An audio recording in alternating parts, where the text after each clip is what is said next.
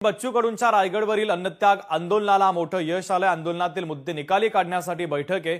सह्याद्री अतिथीगृहावरती देवेंद्र फडणवीसांच्या अध्यक्षतेखाली आता बैठक बोलावण्यात आली। उद्या दुपारी 12 वाजता ही बैठक पार पडणार आहे। तर बैठकीसाठी सर्व विभागातील सचिव हे उपस्थित राहणार आहे। शेतमजुरांच्या विविध प्रश्नांसाठी बच्चू कडू यांनी रायगडावर अन्नत्याग आंदोलन केलं होतं आणि या आंदोलनाला आता मोठं यश आल्याचं पाहायला मिळतंय। मुख्यमंत्र्यांनी देखील या आंदोलनाची दखल घेतली। या संदर्भात बैठक बोलावण्यात आली।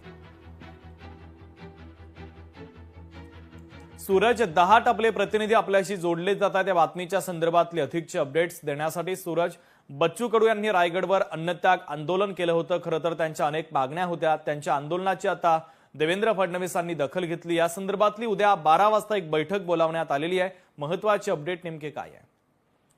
नक्कीच आपण जर पाहिलं तर रायगडावर जर पाहिलं तर बच्चू कडू यांनी 3 दिवस जे आहे शेकडो अपंग बांधवांसोबत